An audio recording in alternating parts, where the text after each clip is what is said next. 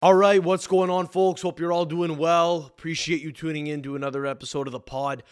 On the episode this week, we've got Nima Tavallaey Roodsari as a guest. He's been coming on for a little while. We've kind of established a fun little rapport, and it's always great to have him on. If you're new to the show, just toss a like on the video, helps us out. Subscribe if you're new here, and feel free to check out other episodes. We do episodes every week. I know some of you guys might be tuning in for Nima. If that's the case, please consider checking us out. What we do is we kind of do a little bit of Italian football and a little bit of everything else.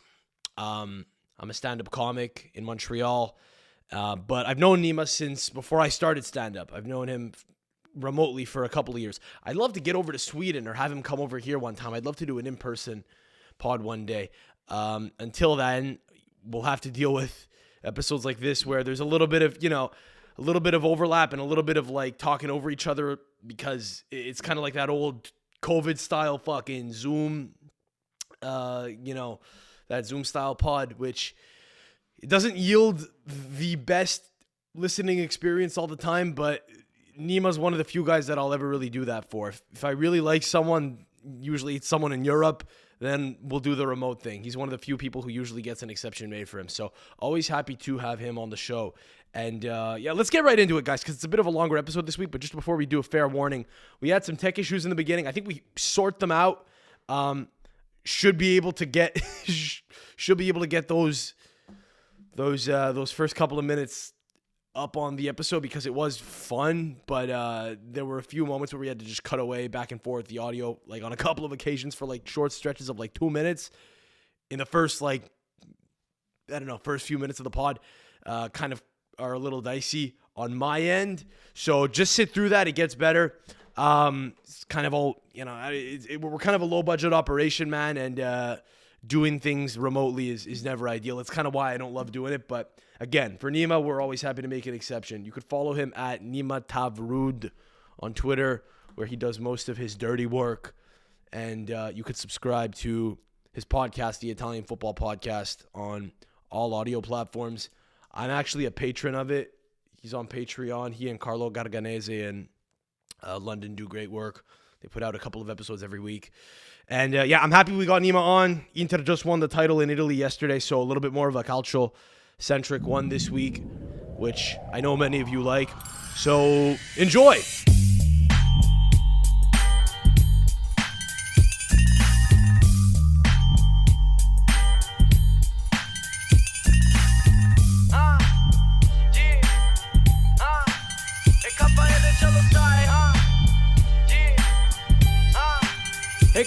Scende da casa. Gentile signore, come si va? Va bene, molto bene.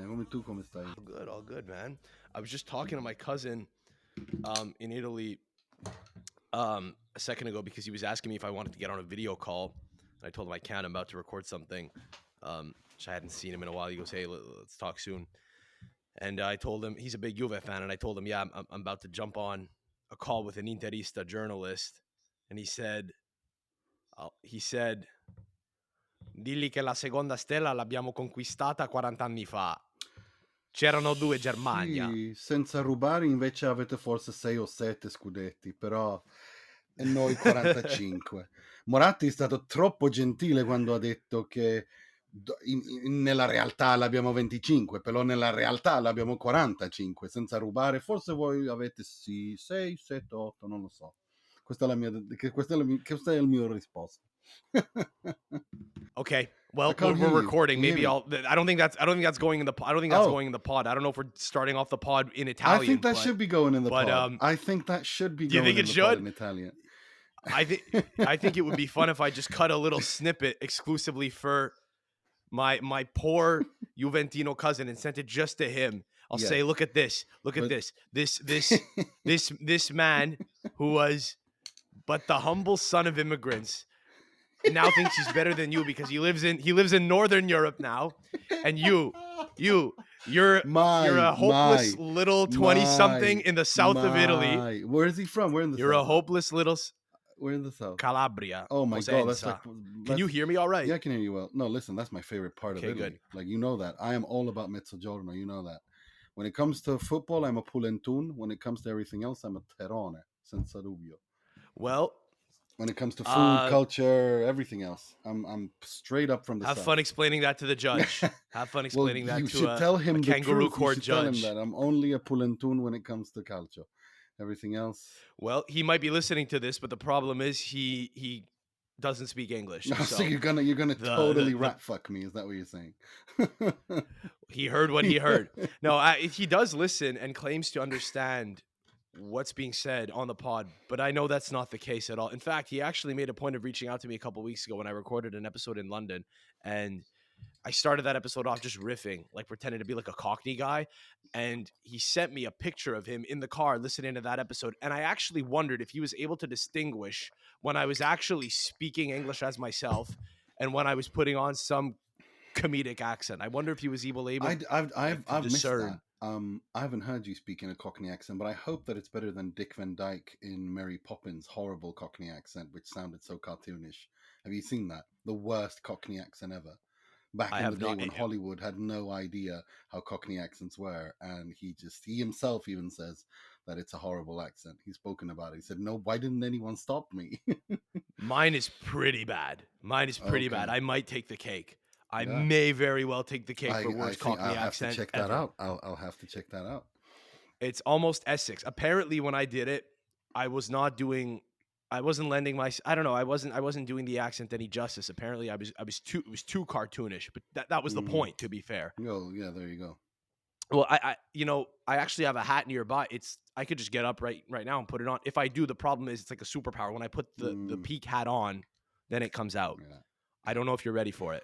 No, I'm looking at the hat right now. It's behind the camera. It's within reach. But if Well, I go I'm for sure. it, then Tell he you says what, whatever comes into his mind. So I'm sure. Tell you what, let's keep that. Let's keep the listeners on their toes and see what happens for the next 45 minutes, an hour when we do this.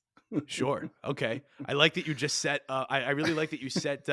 You just set the bar as well as to how long this pod's gonna be. You just drew a line in the sand. I like that. You said for the next I'm 45 minutes to an sorry, hour, no but more. it No, is. you're good. Listen, I have been up.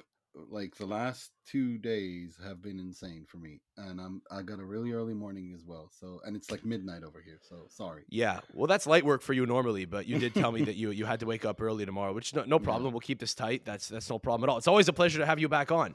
always a pleasure to be with It's you, been a sir. while. It's been almost a year. So It's been a year. Yeah, it's always a pleasure to be with you. how You've done hungover quite are a you bit. right I now? do follow you on social media. We're friends, so we follow each other, and I see you traveling the world and doing your podcast and your stand up, and I like it. I like it. Trying, yeah, trying to do my thing, man. I appreciate it. Yeah, fuck you. You know me. I guess you kind of knew me since Jesus. I mean, our relationship predates all that stuff. Yeah, It's kind of before I actually officially started it. It must be kind of I don't know. it was you Must and be cool. Nick. I was gonna, sorry, what? It was you and Nick. Yes, exactly. I was gonna say it must be really cool for you to witness, like I've ascended in any way at all. Like it isn't exactly where we were then and where we are now is not like a lateral move, you know. Like, oh yeah, it must be real cool for you to have known me before all the Nah, success that hasn't but happened. look, you haven't been in comedy that long. Just about 2 years. Well, that's not long. That's not No, long. it's not. It's There are not. It's a long comics road ahead. who work for like 5, 10 years at least before they have their big break. Hopefully, I love yeah. comedy. You know that stand-up comedy. I Inshallah. mean, it's if we everybody can't be George Carlin, all right? I mean, but he was also a linguistic genius. So, with all due respect, Sam, Sure. it's okay if you're not like at that level, but it takes time. It's hard work, you know. Who's your favorite comic? Oh, it's George You have Carlin. weird taste with everything. No, George Carlin is the greatest comedian of all time. I think the holy trinity of comedy for me is Lenny Bruce, George Carlin, and Richard Pryor. That's fair. With Dave Chappelle and Ricky Gervais approaching those three. Yeah, okay. I was gonna say anyone living maybe that you'd like to cite, but I okay, love fair. Dave Chappelle. I love Dave Chappelle. I absolutely love him. I love Ricky Gervais. I love their stand up especially. I was lucky to see Ricky Gervais when I studied in Wales, in Cardiff, back in 2006 or 7. That's awesome. The thing with Chappelle is he's got this like weird aura. I don't even know when this started, but everyone just kind of accepts that he's the GOAT. Like people will call him that. clubs will refer to him as such when advertising.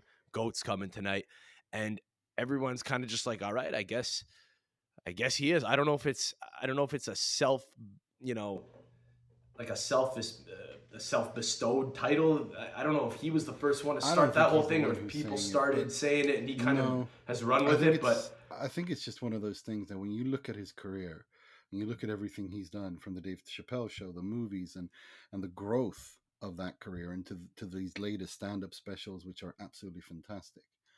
And and him kind of more the older he gets starts sharing about his life. And one of my favorite quotes that I have ever heard in in any situation comes from his mother, actually, who was an academic. And I think it was he received an award, or if I can't remember if it was his mom who received an award, but he quoted her as telling him when he was a kid that, son, sometimes you have to be a lion in order to be the lamb you really are, which I think is unbelievably profound and speaks to me a lot, because I feel that that's kind of how I live my life.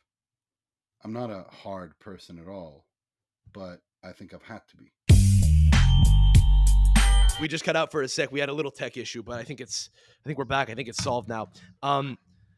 The the operation is quite limited, I will say.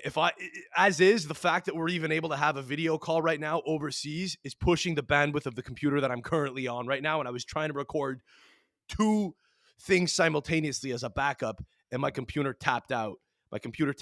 And it happens. It's like a quarterly thing. Like they say a couple times a year, you should do like a 72-hour fast. It's like a cleanse every couple of months, like on a quarterly basis, like clockwork. There will be a failure of monumental technological proportion with this pod, and it's all due to the computer. I've had the audio cut out while I was in Ireland, in a car. I think I recorded like half an hour with my father driving. It was electric, and I lost a lot of it because my laptop wasn't plugged into a power source. It's a real mixed bag. You never know what you will get. It's like it's kind of like it's like De Laurentiis as a as a piece of technology. It's fine all the time, and once in a while he'll just do something crazy and say, I don't think this guy could do it anymore. I think this is very wrong. It's been very good the whole time he's been, working, but there have been a few moments that have made me say, maybe this is a problem and we need to blow this whole thing up and get rid of Well, the computer. well, speaking of De Laurentiis, I'm hearing things from Naples that I'm liking. I mean, not just his manna coming in, but I'm hearing rumors that Pierpaolo Marino, the legendary direttore, is might be returning to Naples. But he was speaking very cryptically on Twitter as well. And I love Pierpaolo Marino. I think he's an absolute genius, and him returning to Napoli for one last dance, which will inevitably, in my opinion, be De Laurentiis' last dance at Naples, is incredibly beautiful because of his history at that club several times over. And he is one of the best, if not the best, of the last 20, 30, 40 years. He's the crazy looking guy, right? No, he's bald, but he's got the glasses. He's older. He's got the funky glasses, right? Yeah. I think he wears like clownish glasses. It works. Yeah, it works on him. He's unbelievable. I mean, all I can say, I tweeted out earlier, congratulations, Napoli fans, if this man is coming in, because you know that he will deliver a good job. He always does. He never fails. So when you say it would be De Laurentiis' last stand, what are you saying? You think he would just sell the club, or do you think he would just turn the keys over? I think that when you have been someplace in 20 years and have done everything that you can possibly be expected to do, and to do it in a sustainable manner financially as he has done, and have won, and you have touched heaven's gates like he did with the Scudetto, because Napoli ain't ever going to win the Champions League. They could win the Europa League. They could win the Conference League. In fact, I hope they do next season when they're in it. But I don't see them winning the Champions League. And I think with him, he has done everything. He's done it sustainably. And if you are somewhere for 20 years, I think things just naturally end. Cycles, Yeah, but all cycles end. right. But what Father does that Time, mean? Does that mean undefeated, he? Sam. Yeah, no, I for think he sure. sells. I think he sells. You think I he think sells? Okay. I think he sells. There's no one he knows. There's no trusted person that he would. Well, he's got his son, doesn't he, who runs Bari, but But he wouldn't turn the keys over to I some don't. custodian of the club and keep ownership because of the value it has to him personally or financially. Aurelio De Laurentiis, trusting other human beings to do things for him that he owns. I don't think so. I heard the question as soon as I asked it, but I wonder. I don't know. Some guys who have a lot of success in business, albeit he wasn't self-made, right? Or was he? He wasn't Well, self-made. he's It was the his De old Laurentiis man, right? family, Dino De Laurentiis and all these guys. They're movie producers. They're Hollywood producers, aren't they? What did Aurelio do specifically that led him to being as wealthy as he is now? Did he inherit movie. money and run with it? Or did he... No, Because he's I a know movie Dino De producer. Laurentiis was a movie guy, but was he... Dino De Laurentiis was a producer, right? He didn't direct anything, right? Yeah. Okay, so his father made... So his father made money producing, and the son kind of ran with the business model of producing films by doing it bigger and better, or was it already a big thing No, he's the that nephew. Aurelio inherited? Listen. He's not the son of Dino De Laurentiis. He's the nephew of Dino De Laurentiis. Okay. And so, Jada, the cooking lady with the tits, is the... Jada is his first cousin. So no, he is a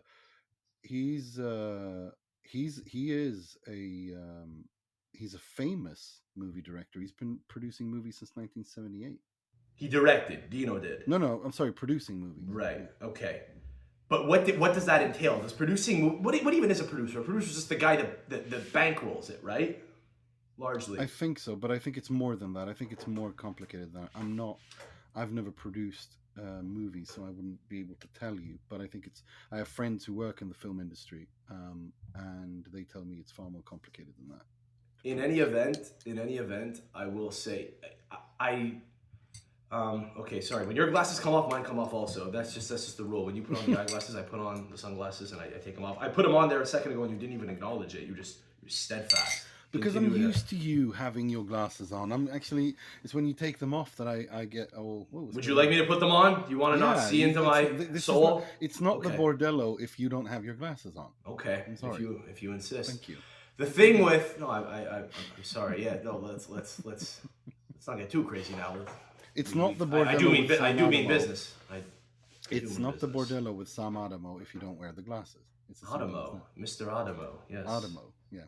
Adamo.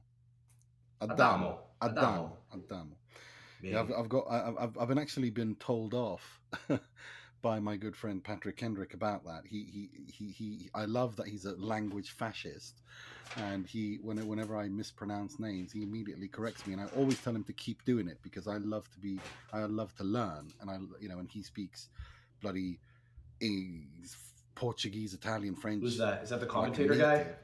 The translator? He's a bloody he's a EU translator, and he's brilliant at languages. And I've always told him since we became friends, you have to always tell me when I say something wrong. He's doing side quests or pronunciation, and he does.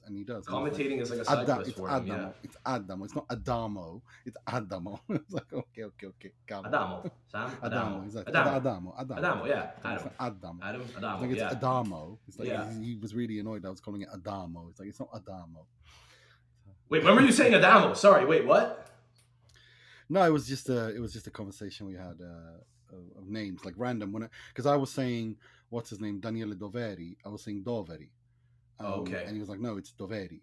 And then sure. Because I learned that Raiola, because people used to say Raiola, and I was like, no, it's Raiola. And then I thought my brain said that okay, so the accentuation goes on the second, so Raiola. Do you know what I mean? And so I thought it was with Doveri, like that too. He's like, no, it's Doveri. I was like, okay, but how do you know? It's like, you don't. That's the beauty of Italian. You say wrong, people make fun of you, you laugh, and then you move on. Mino Raiola famously said, I don't give a shit what you call me as long as you pay me. I don't care how you pronounce it, or something like that. Yeah, but it's Raiola. It is Raiola. And so that's why I want to say people's names properly. That's why. So the thing with De Laurentiis is, I know he's a wealthy guy. I don't know if he's self-made or not, but I will say that I find a lot of the guys that have made a lot of money in business in any way, which he has done. Even if he inherited it, he ran with it. So in his mind, he's a he is rich businessman. I think a lot of them will tend to be very peculiar about how they, handle their children. And I don't know.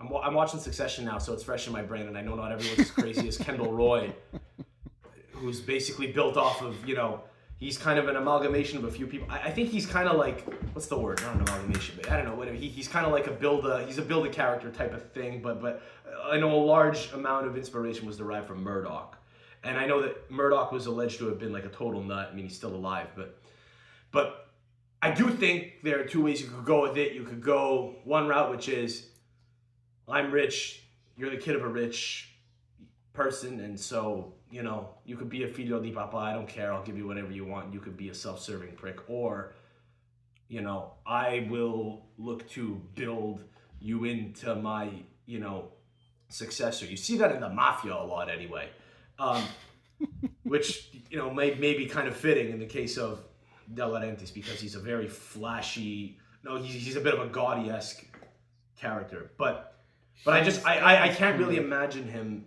Sorry, I was just saying I can't really imagine him turning over the keys to anyone. But if there was someone that had been like marinating in the background, just watching him all these years, a relative, a son, something, I could see him saying, "I'm turning the keys over to you," but also saying to the kid, "You'll never be like your father," kind of torturing him a little bit. I'm sorry, but like. That's why I was asking. He's a man. If he would sell. He's a man in the mold of Silvio Berlusconi and Donald Trump. Can you see? I mean, did anyone replace Silvio Berlusconi? No. Do you think that Donald is going to have the keys over to Don Jr.? I don't think so. No. It's like these guys are these larger than life characters are these big these characters who come and they just don't go all in and go balls deep on everything they do and leaving aside the politics of it or stuff like that, just the character of it and he is like that and I don't think anyone can replace him, because he's 74 years old and he's been there for 20 years almost and around there and I think when he's done, I think it's time for him to it's best to sell the club, and I think he actually could make a good killing off selling the club, because he bought them like 20 years ago, right? He's built up. Yeah, I mean, he bought it when it was nothing there. There was nothing there. He bought it when they were bankrupt, so that he didn't invest anything to buy it. And then since then, the club has been self-sufficient. They've been in Europe ever since he returned to Serie A. They're going to continue being there. He's created a sustainable financial model. I think that there's actually money to be made. I think the problem has been that no one's prepared to buy it. Even though he claims that he was, what was it? Someone made me a 600 million euro cash offer, and I said no. It's like, yeah, if anyone came with 600 million euros to Aurelio De Laurentiis, he would bite his hand off. There's no way that he turned that much cash down. There's just no way. Just to pick up where we left off, because again, okay, sorry. So had a couple of issues with the tech, but we're back now for good. Which thank God, by the way. I mean, listen, I think we're going to keep the whole start of that pod as it was. There will be some issues with the audio, but we have to keep it because we started off on an electric tone. I mean, we had a great pace, and on the momentum has understandably been a little bit affected by that, but we started off in a great place. I mean, we were talking about Inter and Juve and the title that was just won, and scandals of the past, and who's been cheating and who's not, and socioeconomic differences between Northern Europe and Southern Italy. We were off to a great start, and then it all just kind of went away because of my my audio issues. Keep it as it is. Let's go. Let's do this. So those have been resolved, and look. So the last thing we were talking about was De Laurentiis. Here's the funny thing about him, man, is he has weird priorities. I think it was. Maybe, when was I in Toronto? I think like 2 months ago. This would have been about 2 months ago. There was a funny incident. We talked about this on the phone. I remember I was in the car driving back from Toronto. I think I had just heard you talk about this on your podcast, so I either brought it up with you. Sometimes when you listen to a podcast, you think that you've had a discussion with a person about the thing, but then you actually talk to the person and realize you haven't had the discussion. You just have heard them talk about it with someone else.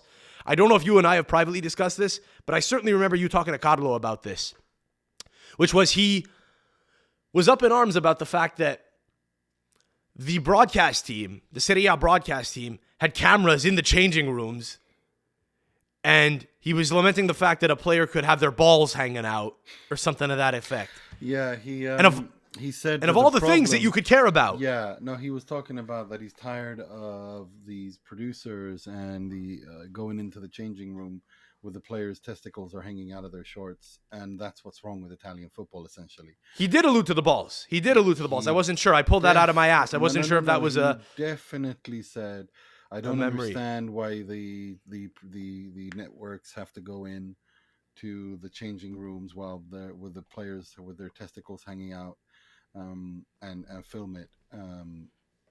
That's essentially that's the biggest gripe he had with Italian football, not the stadiums that are archaic, not the insanely awful marketing, not the ridiculous red tape and bureaucracy and incompetence in handling scandals, regardless of what they are, their poor communication. No. Apparently testicles are the issue.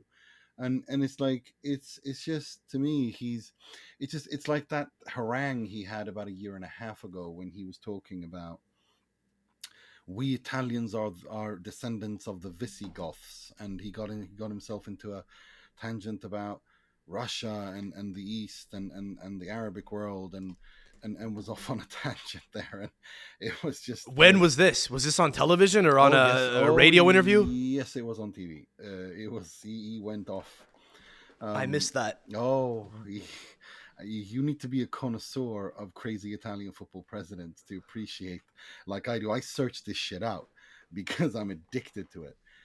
Whether it's Ternana's president spitting at the ultras at the stadium, whether it's whatever Zamparini used to do when he was alive, when it was Gaucci doing his things, Pulvirenti doing his things, whatever, Cellino doing whatever Cellino does. Here's the thing about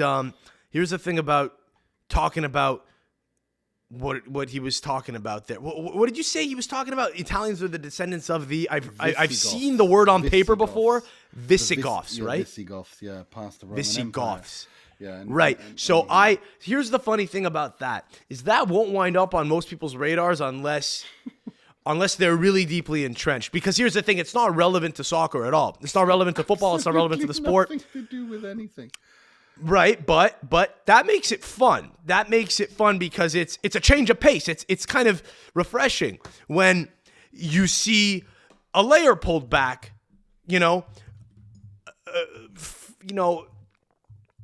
regarding a guy who is involved in the sport. But normally when he'll go off and say crazy stuff, it's about the sport. He'll talk about testicles in the changing room. It's interesting to hear someone talk about history.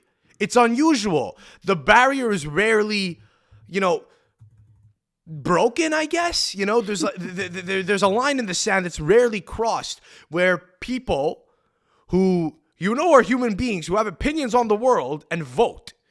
But, there's a line where when they're talking in public, they can only ever talk about football. And if they don't, it might get lost. And that's why, that's probably why I didn't hear it. And that's disappointing because I would have loved that. That's one of those things that you got to really be involved in in the stupid news to consume. You got to just see that on your Instagram by accident. It's got to be like a meme page that posts that. And the thing with memes is you'll miss some, right? But I guess that whole story never really got into the lore anyway. At least not for me. I think I usually have my finger on the pulse about this sort of thing. Yeah, but I'm fascinated by what he was saying. Because again, first of all, who cares what he has to say about history? Because it's that whole adage, right? Shut up and dribble, right? Now, he's not a player, but it's kind of the same thing where it's like, hey, bitch, if you're not going to talk about my club, I don't care about what you have to say. If it's not about movies or football, shut up. But he's so fascinating a character that I kind of want to know what he was talking about. What was his beef? How does that even happen? I'll tell you now. It was in that he made, of course, headlines. This was all over the U.S. news. It was in the interview where he said his club will never sign an African player again unless that African player agrees to never play in the African Cup of Nations. I remember that. Yes, I remember that. Yeah. That's the conversation in which he started talking about history? Yes, that's a horrible look. What a horrible decision. Well, of course. What'd you think? Are you surprised? Did he start talking about eugenics? No, he wasn't talking about eugenics. He was talking about respect.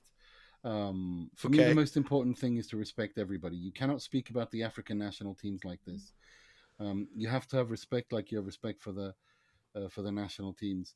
Well, that's what he said about. That's what Koulibaly retorted to De Laurentiis. Yeah, but yeah. And just to tap everyone back in. No, but what he said was, I don't like the fact that the Africa Cup of Nations is in the middle of the club season. That was the beat. That's the origin of it all. That's the genesis of it. Through that, we get here somehow. He says, I will not buy them anymore for that reason. We pay their salaries to send them all over the world to play for others right in the middle of the season. And then... Which, up till now, hang on. I said this at the time. Fair point. AFCON is a bit of a Bordello. Like not the Africa Cup of Nations tournament, but the actual Confederation, from what I understand, is a little bit messy in that they don't even... I remember a couple years ago reading that they didn't even know where the next tournament would be or when it would be. So it's fair to say, maybe not the best, bureaucratic or administrative organization that has ever walked the face of the earth. The African Football Confederation. Okay, fine. How does he get into the other stuff? Yeah, listen, it was because I'm with him up till now. Yeah, but he was wild. But then he started talking about how Europeans and Italians are descendants of the Anglo-Saxons and the Visigoths, etc., and they are stupid for not creating the United States of Europe, and that the bickering between them instead and bickering amongst themselves instead of uniting against Putin and China. Now that's how does he get there though? How does he get onto the soapbox? No, I don't know how he got there, but he did get there, and he's very good at getting there. That's again what I mean, like this notion. He's absolutely hilarious when it comes. Do you think he's unbothered by public perception broadly, or do you think he is very deliberate? Kind of like. Are you familiar with who Chael Sonnen is? No. He is a mixed martial artist who was notorious for using the media to his absolute advantage. Always. And he now has a YouTube channel where he breaks down in great detail how other fighters are failing at managing their own careers. And he kind of opened up my eyes to the possibilities that befall you when you kind of try to manage narratives. And I wonder if De Laurentiis is just sociopathic enough to say, let's just throw the media a bone and distract them from whatever other thing is bothering me right now. Oh, I found right? It now. Whatever other problems are at the club, and get them talking about something else. Kind of like Mourinho deflects, I found it. Attention from the players. It was in an interview with the Wall Street Journal in their live stream, and he was seeing it. I found it now. So do you think it's the first thing that I asked, which is whether he maybe is always intentionally trying to shape narratives, or it's the second thing, which is he's just kind of, sorry, it was he's just kind of unhinged. Listen, it was Wall Street Italia. I found it now. But even then, he sees Wall Street Journal, Wall Street Italia, and thinks, great, I'm a prominent mind in business. Why don't I just throw a take about geopolitics? Do you think it's like a self-important thing, or do you think it's like an intentional, almost sociopathic thing, kind of like a good manager like Mourinho will deflect attention or responsibility, from the players by talking about how bad the officiating was? Do you think it's like the former or the latter? Is it a good thing that he's doing to manage, narrative, or is he just buck wild bonkers? It's the second, right? Obviously. I think it's a combination of all of the above. I think that's what makes it more of a wild card, is you can't tell if he's a genius or not. Indeed, you can't. But but it was one of those fantastic situations with him, and that's when he started talking about that. He revealed that he's never going to buy an African player again, because they leave in the middle of the season, and then somehow basically I got the full quote here. Enough of African players. That's how he starts. or they should give up playing. Which, by the way, hang on, right off the bat, let's assess the statement for what it is. Let's go phrase by phrase. Right off the bat, I love it. I'm in. Just now, I don't know that I like the sentiment. Turns out the sentiment was unproblematic, but I like the idea of throwing a bone, and it's like enough of African players, and then everyone's like, whoa, where's he going with this? Because that can go into bad places. Fine. That's right there. Right there. That is money. That is Showtime TV right there.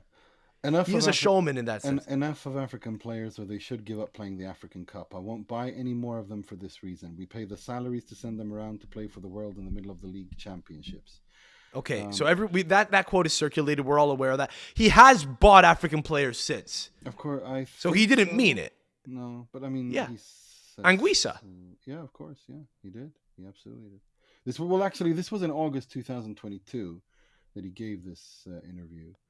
So, well, anyway, I've got I've got the other thing here, and somehow during this interview, when he's sitting there talking to him, he goes off on this, and he says, "Our future in Europe is complicated for the stupidity of us Europeans. In reality, we've been divided amongst the heirs of the Goths, the Visigoths, the Franks, and then the Anglo-Saxons, who have always felt that they were superior to everyone else." So that's a pretty, hang on, stay with me here. That's a pretty progressive white supremacist ideology.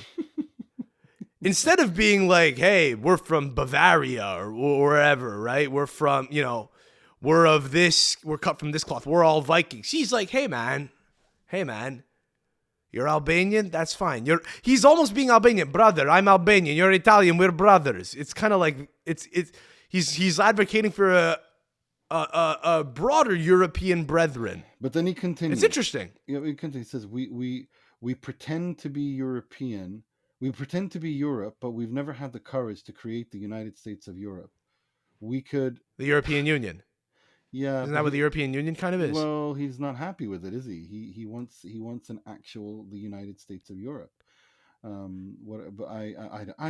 do I know what's in this man's head?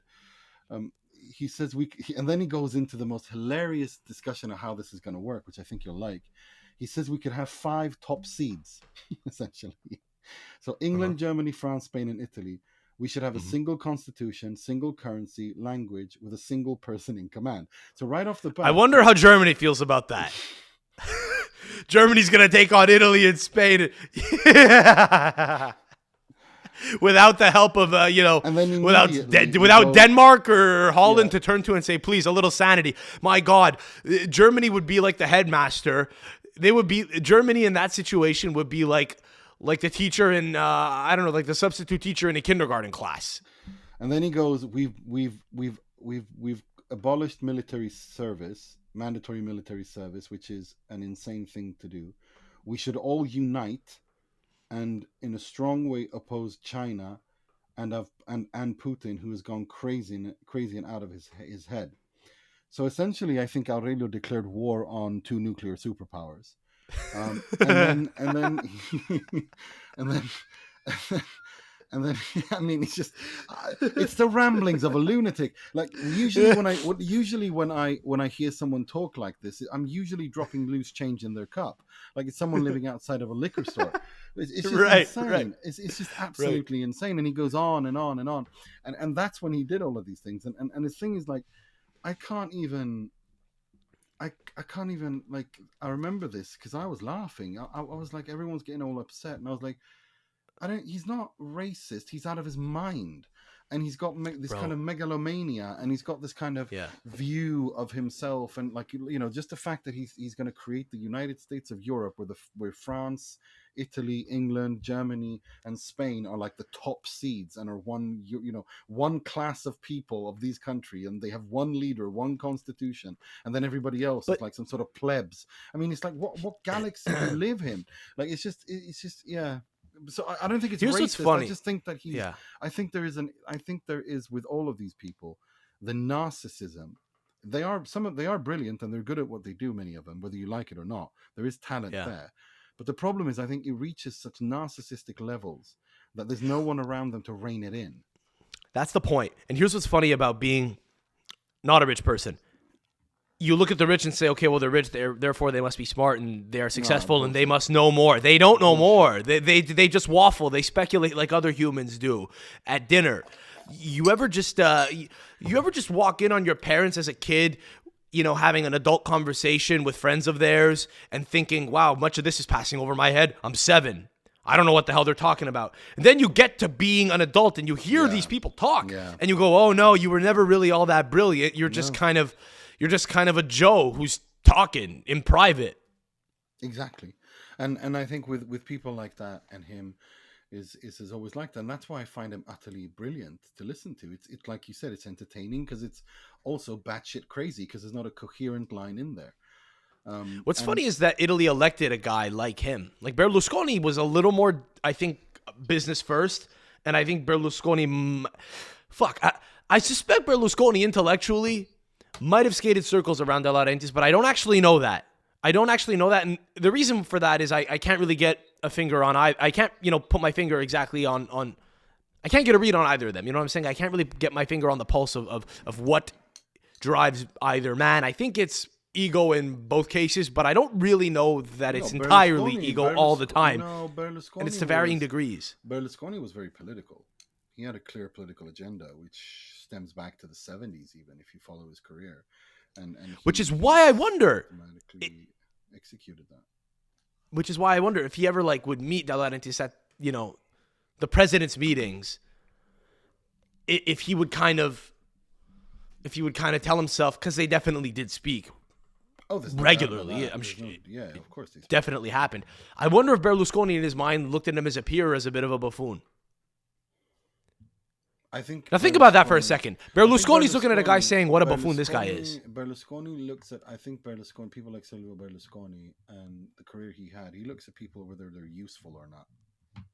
And if he could find Aurelio De Laurentiis useful, he would use him. And if he didn't, he would ignore him and crush him.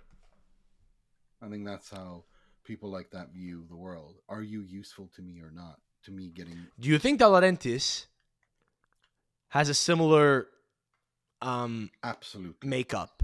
Absolutely. You think so? I think they all do. And I think it's just this is who they are. And the more of these people that you read about, if you're lucky to interview them and be around these people, you realize that it's not so much evil. There's no morals involved, if you know what I mean. They are amoral, not immoral, amoral, meaning the morality doesn't even play into it. I'm this is my goal, I'm going to get there. Now, if that goal could be for the good of humanity, they will be as relentless to reach that point. But if their goal is equally to destroy everything, you see what I'm saying? Like, it's amoral. There's no morality involved, if you know what I mean. And I think with him in particular, De Laurentiis, I think there's no morality involved at all. Of any kind, it's interesting. Good or bad. It's interesting because you look at people that are successful, or at higher echelons of given fields. I'll say that, I'll word it that way because I don't even know if you could we've agreed that we cannot even characterize. We don't know if we can characterize De Laurentiis as being a successful guy or not. I mean, I guess he is to an extent, but we don't know if. No, he was successful in movies. Like, he wasn't some raccomandato. He actually was successful. Definitely.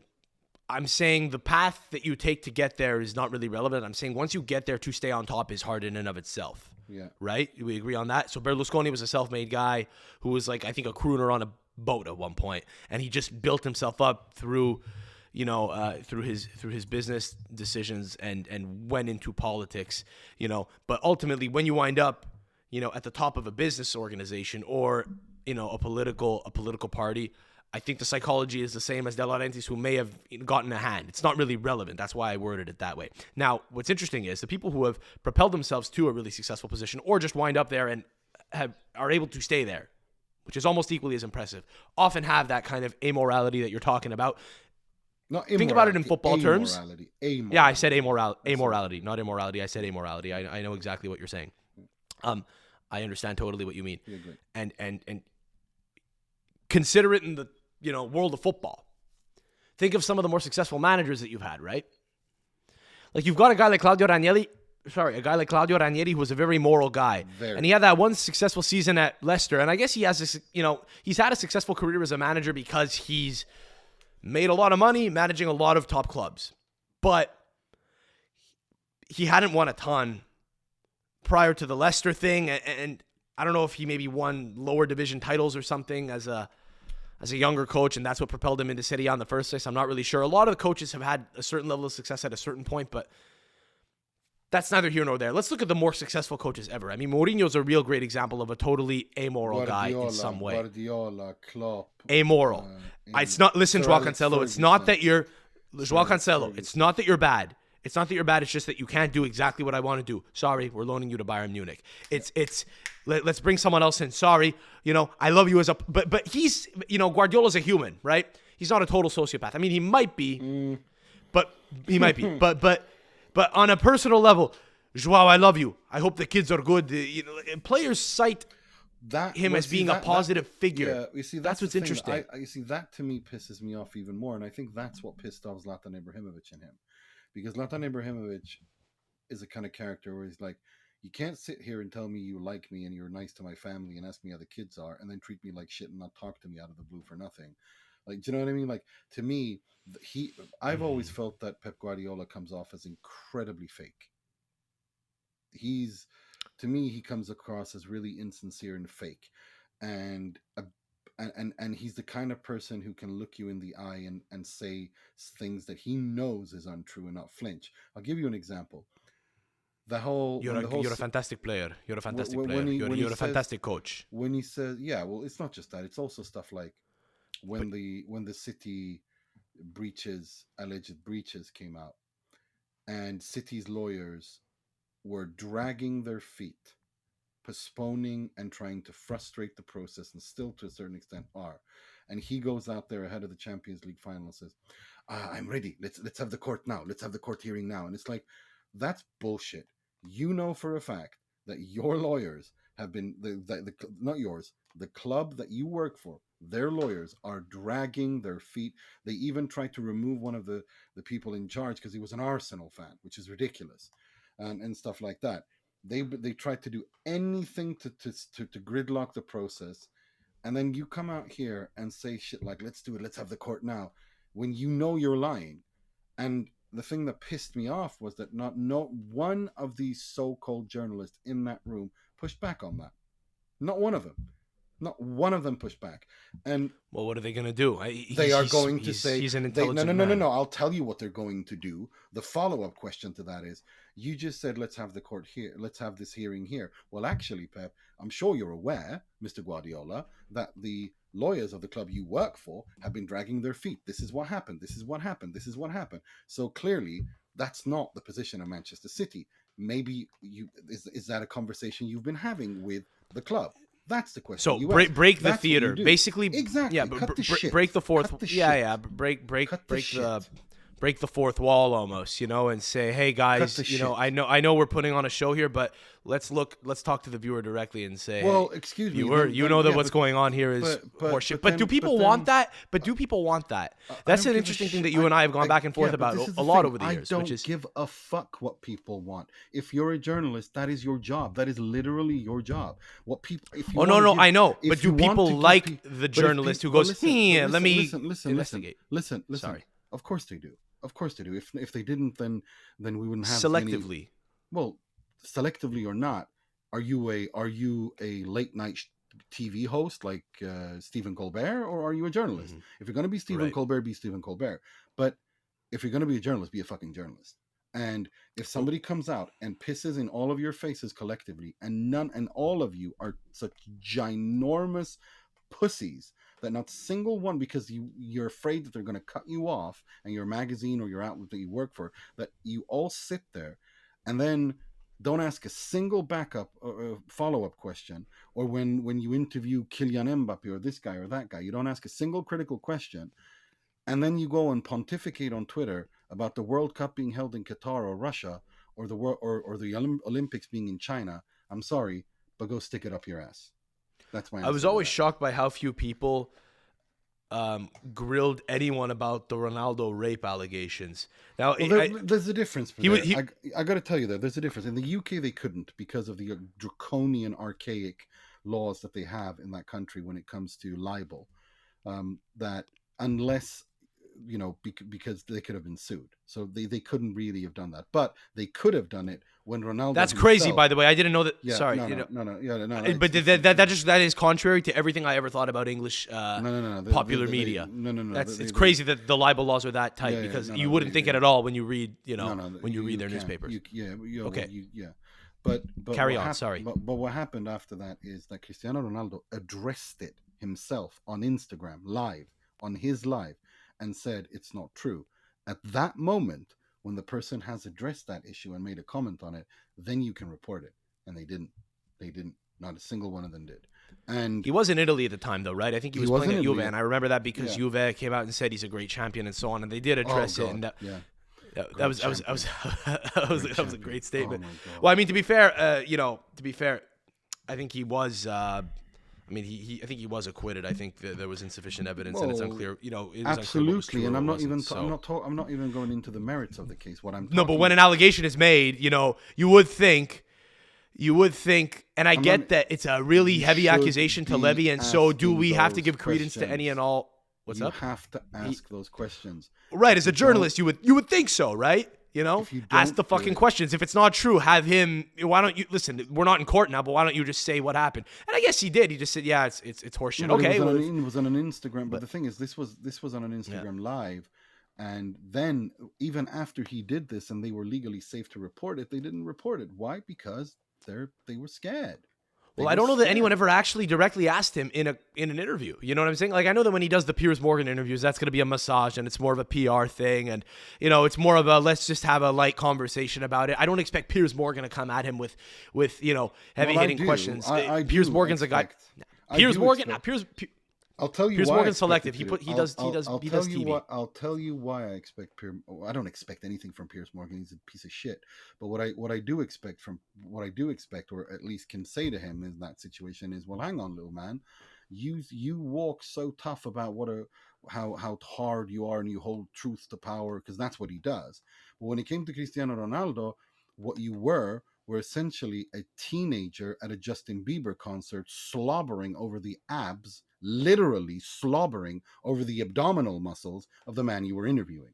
Literally, go watch that video when he's like, "Oh, your abdominals look rather great," and it's like, it was disgusting, and it's but it's not, but it's kind of, of course it's disgusting, but it's also disgusting. It feels good. It feels good to just see a guy who you've seen on television for 20 years be candid, quote unquote. That was how it was billed, right? People watching can see what I'm doing. People listening don't know what I'm doing here. I'm doing the Air Bunnies, right? It was a candid interview, but it was really more of a friendly conversation where they bantered, and they got about as deep as Ronaldo was willing. Nima, hold on, but they got as deep as Ronaldo was willing to get. So they got into personal matters, but that's not really salacious at all. That's just something that people watching enjoy because for some reason human beings enjoy gossip. It's almost what it is. It's not gossip, but it kind of strikes the same chord as gossip. Like, oh, did you know that his father was an alcoholic?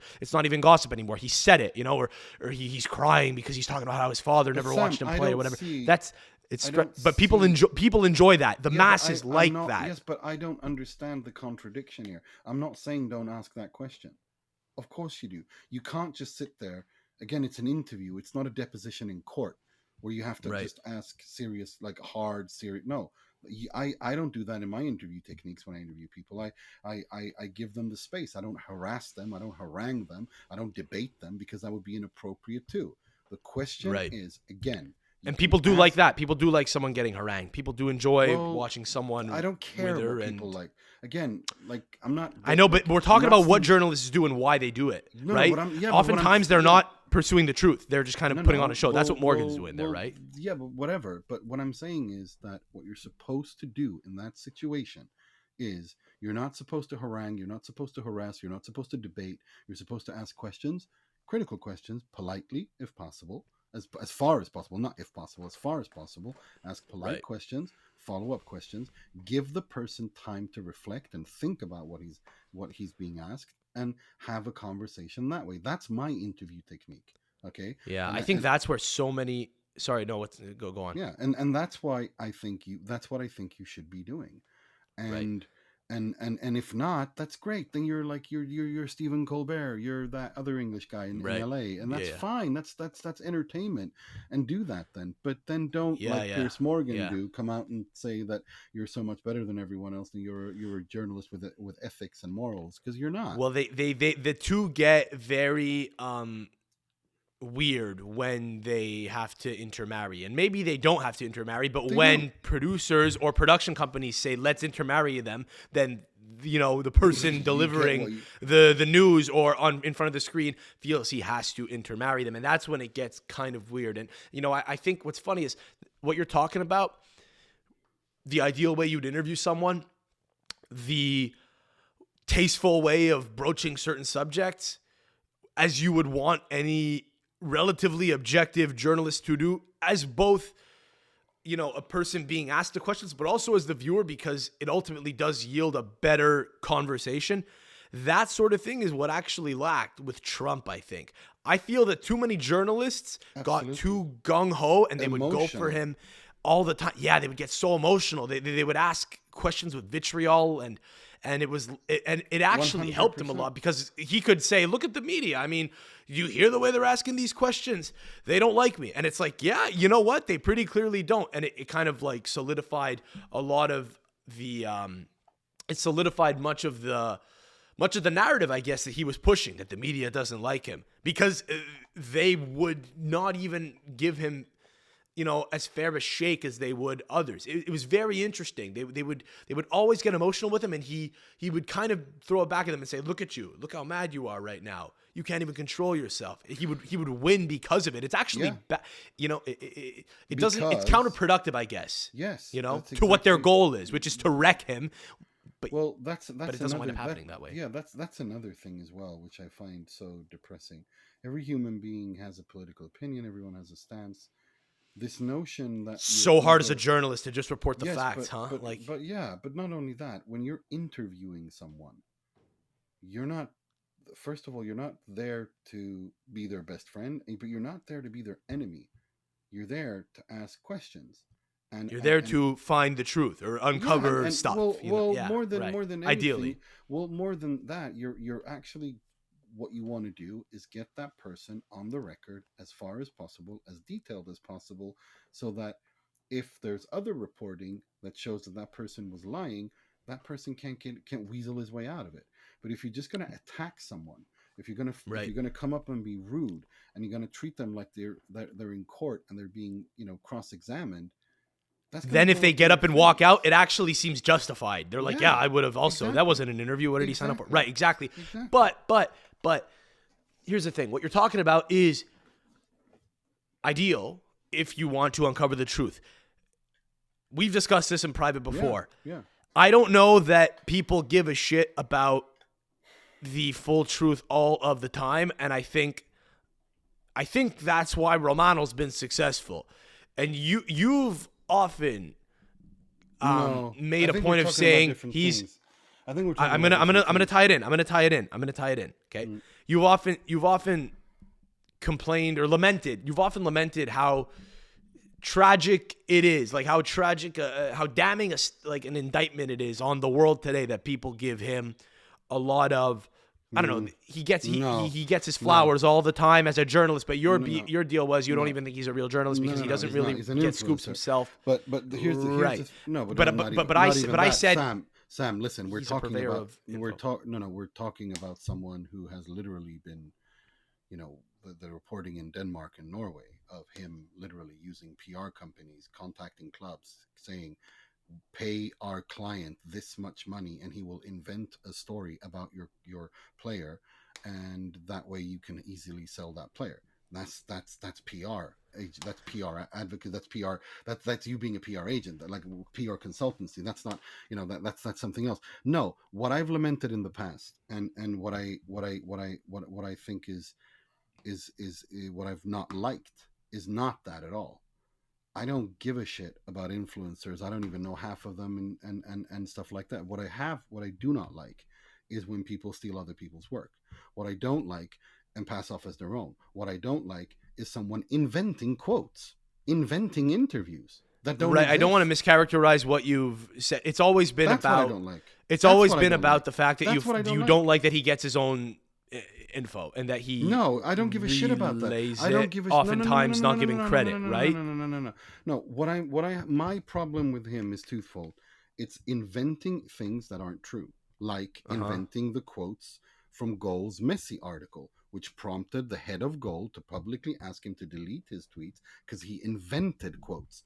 It was their interview. He relayed it, invented quotes that weren't in the interview, and the head of Goal had to go out and publicly ask him to delete it. Play devil's advocate. Can't that happen? Like it might have been lost in translation as he's translating in He English. wasn't But even the guy involved. cannot speak English very well. He wasn't involved. He was reading it online like everybody else. Right, but what's the difference between him just, I guess the difference is people would see it if it's him versus me, but I was going to say, what's the difference between me mistranslating a Messi quote in Spanish into French, Sam, French is not my first language. Sam, it was an invention. Oh, okay. It was an invention. There wasn't like literally. I vaguely remember this. Yeah. This was last year in the whole Miami ordeal, right? We're talking about someone who invented, that he had interviewed Wesley Sneijder on Facebook after Inter denied that it wasn't Wesley Sneijder he was talking to on Facebook, and Wesley Sneijder denied that it was not Wesley Sneijder he was talking to on Facebook. Okay. Like, this is the level we are talking about. That's what I because don't it's like. because it's about getting juice out, right? It's about getting a quote out, look, right. Everyone back then could get catfished on Facebook because it was new and you didn't know who you were talking to, and he was young. Shit happens, but you know what happens when you make a mistake? You own it, and you move on.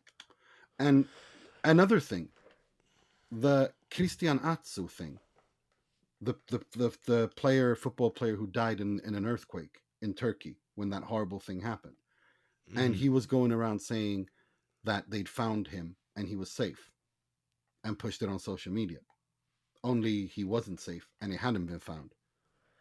But there was no report of okay. that. There was no report of that. It didn't exist. Again, Sam, my issue with him has always been on these issues.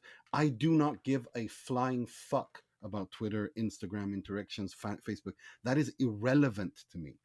What I care about has always been this: inventing news that isn't true, inventing stuff that isn't true, stealing other people's work, and saying stupid shit that is blatantly and obviously not true. Now, it doesn't mean that he doesn't have exclusive information. Of course he does. I'm sure he does. That's not the point. The point is, and also now that we found out, he offers his services to clubs to get money to invent news. Like, if you That's very Italian. That's very Italian. That makes me kind of like him a little bit. That makes me respect him as a conniving little. That makes me respect him as a sly fox. Well, this is the thing. Those are my criticisms. Everything else, the tagline, that's just show business. That's Italian. That's whatever. I don't give a fuck about that. It means nothing to me. It is completely Here's the point, though. Here's the thing, though. The crux of it all is the fact that I'll simplify it. I know you got to go soon. We can wrap shortly. Yeah. No, that's fine. Okay, cool. I mean, if you got to snooze twice tomorrow morning, don't come crying to me. You're an adult making adult decisions here. If you want to keep this rolling, all right, great. Look, at the crux of it all with him, I think you could simplify his shtick as such. Okay. Most people think he's the most, and let me finish on this because you're going to throw up in your mouth. I know you. Most people think he's the most reliable sport journalist on planet Earth. That's all. Now, but hang on. He's positioned himself as such because he's done a good job with the marketing and he's PR. A fantastic marketer. He is. Yes. When it comes to social media, he is, I would say, not he's the best. When it comes to how he has marketed himself on social media, he is second to none.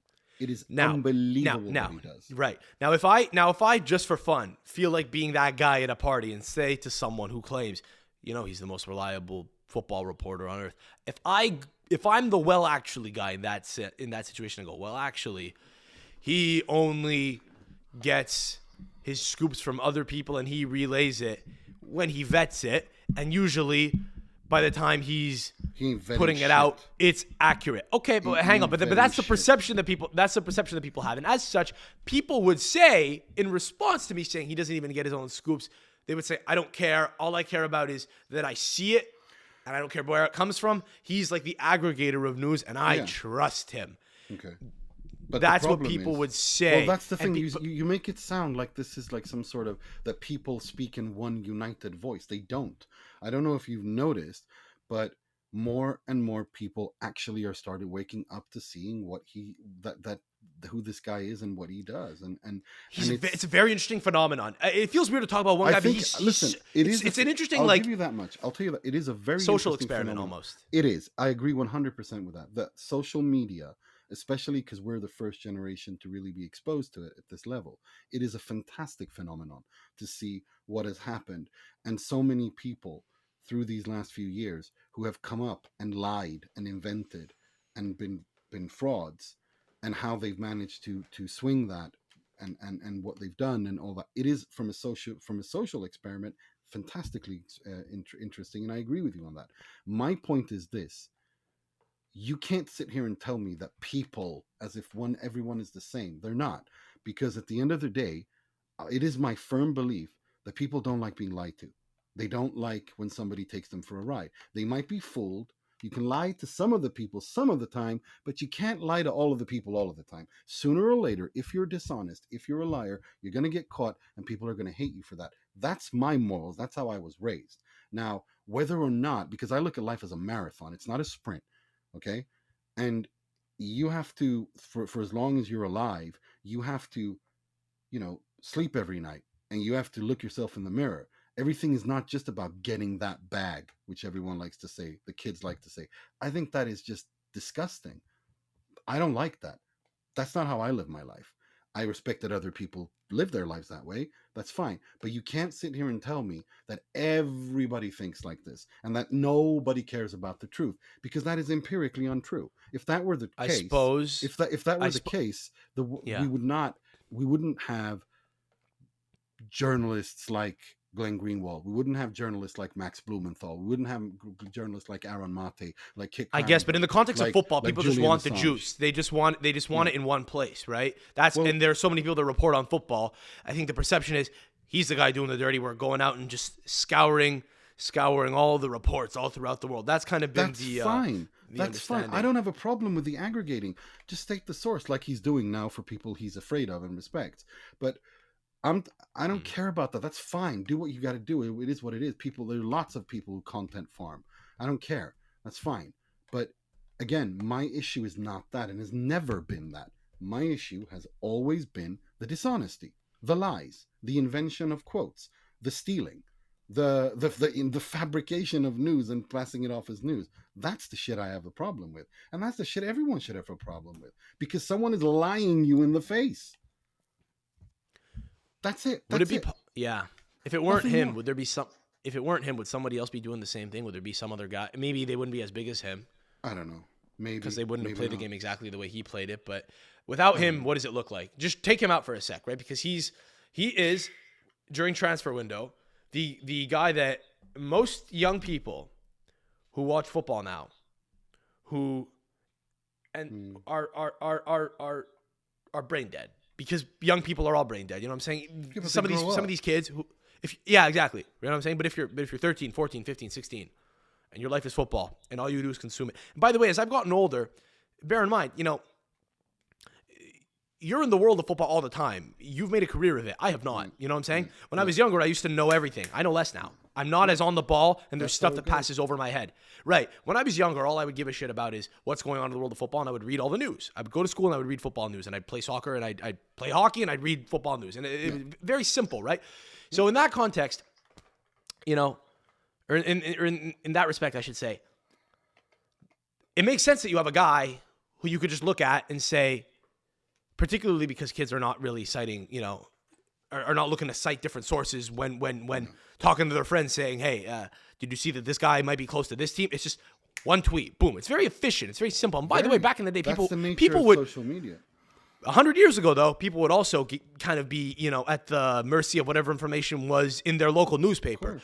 Of course. People have never gone about their life in such a way where they're constantly seeking the truth on everything. You pick a few things that you kind of want to get to the bottom of, like what really happened with mom. Is my dad really my dad? I don't know. Like that's a thing that you commit your life to, whatever. Or why did grandpa say that thing back in the day? I know what you're we all saying. truth seek, but we you're have like saying. one.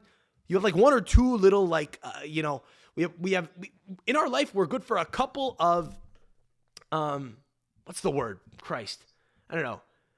Crusades. But you can't, this is yours. Not a crusade. But it's no, not this is not my crusade. It's just It can be. It's fine, by the way. There's a bad connotation to it, but everyone has a couple of crusades in their life. Yeah, no. I get that. But it's the thing you've dedicated your life and career to, so it's okay that it be your crusade. You should. No one gives a shit if comics steal. I care if comics steal, So yeah, but a lot of people don't, Well, I understand that. Yeah, but the thing is, what I'm saying, it's not a crusade because I'm just saying that I think the truth matters always, not just here, but in every aspect. That's all I'm saying. That we shouldn't be dishonest. We shouldn't lie, and we shouldn't have things being I don't care how small it is, whether it's I don't know, entertainment or whatever. We shouldn't normalize lying. That's the broader message here. That's it. There's nothing. It's not deeper. It's not more complicated and deeper than that, Sam. Honest to God, it's not even about him. The thing is, I know him personally since 2012 when I met him in Italy in 2013. And he strikes me as a do anything to get ahead guy a little bit. Look, it's not personal. But I don't know him. It's not a personal issue. It's a professional issue, and it's an issue of dishonesty. That's all it is. I don't give a damn about all that other stuff. It doesn't mean I don't care about the lifestyle and all. I'm not interested in any of that shit. That's not how I lived my life, and I'm not interested in it. All I'm saying is that you shouldn't steal from other people, you shouldn't deliberately tell lies, and you shouldn't invent lies to get to make yourself look to hype up your own ego as as a journalist, because you're just it's just wrong. That's it. That's all I'm saying. Nothing more, nothing less. That's all it is. It's not deeper or more complicated than that. You don't always see the good guy come out on top, That's why the Ranieri story was great when he won with Leicester, because he was just a moral, good-natured guy. It's not often that a guy like that will, win. Who's good-natured in Italian football right now that's coaching? Let's just focus on coaching. I think Daniele De Rossi's a very moral guy. I love him. And it's good. I think the reason people are happy to see him succeed is twofold. One, because he's a good guy, seemingly, but also because he succeeded on the field, and it's a nice narrative. But the two can go hand in hand, right?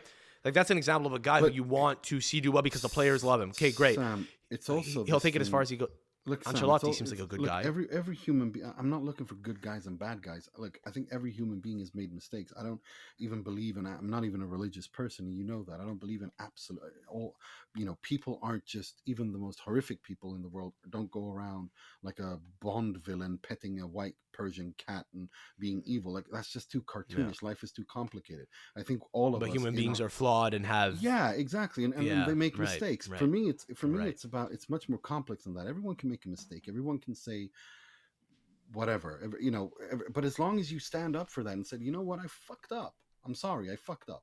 That's everyone does it. I do it. You do it. Everyone listening to this does it, right? That's I wonder normal. if there's fear that if he does that, then the credibility's shot.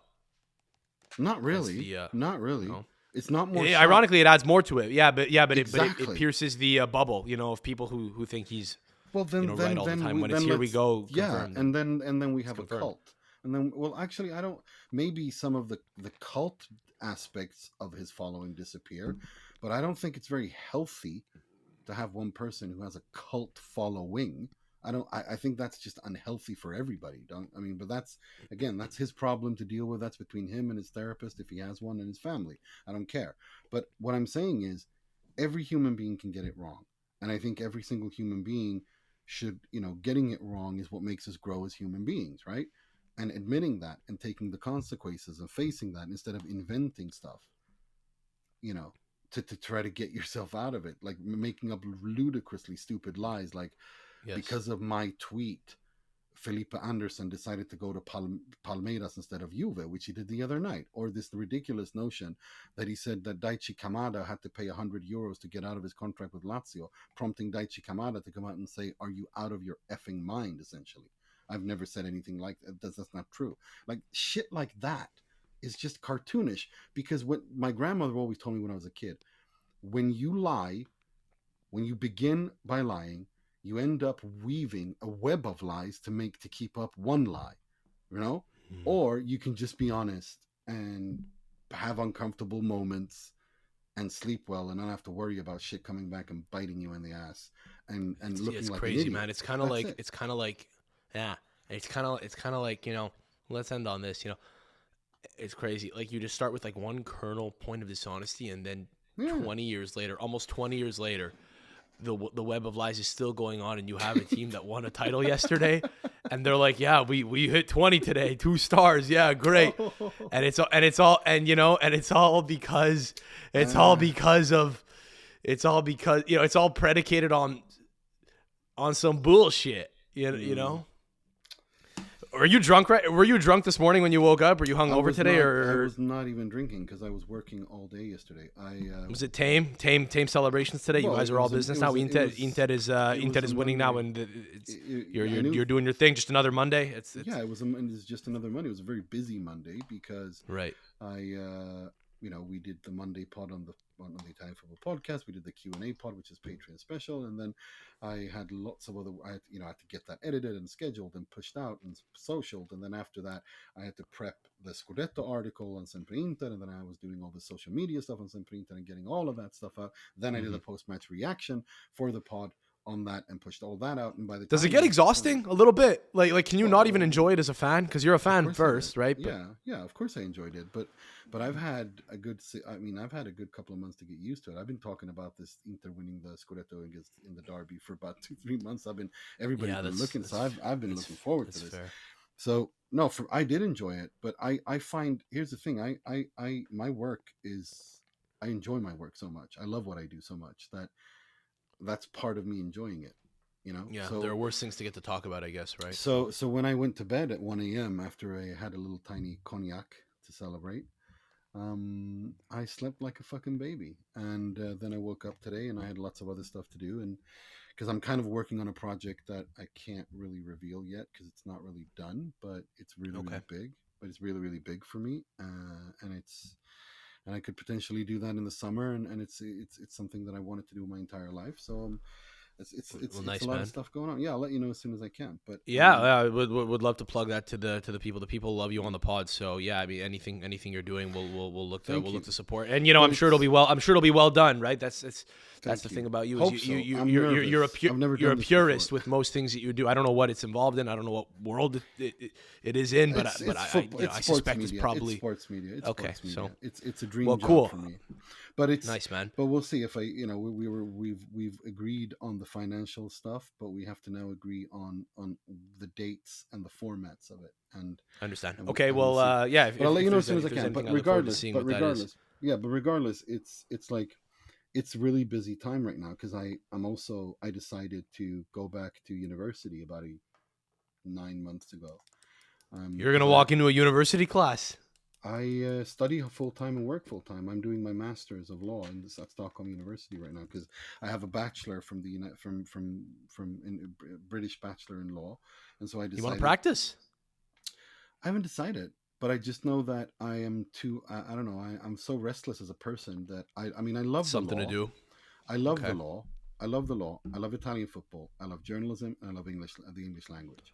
And I've worked with. I would love it if you could yell about legal matters with even more, even more gusto than you already do on television, and just be touted as a legal expert. That would be great. That'd be good. I could see you being a really good if you could mend like sport law into what you're doing already, and I could see you being like a regular guest on like football business shows and stuff. and just talking about talking about the frank Listen, legality of what is being done or not. Well, frankly, what he's doing is totally illegal. I could see that. That would be great. That would be great. No. Listen, my thing is with the law is that I love the law. So there's so many aspects of it and all the different fields as well. So I haven't decided what I want to do, if I want to practice or if I want to get a PhD or if I want to, whatever. I don't know. But all I do know is that I have 4 passions in my life, and they're Italian football, they're journalism, they're the English language, and they're the law. And I've worked with 3 of them for the last 12 years, and I hope to be able to work with the 4 of them for the next 12 years. Mashallah. You're not religious. I don't know why I said that. No, that's fine. No, mashallah. I say mashallah too, and a lot. I'm not religious either, but it's just God willing. I think it's an expression of hope. How did Well, today's a good day to actually look back.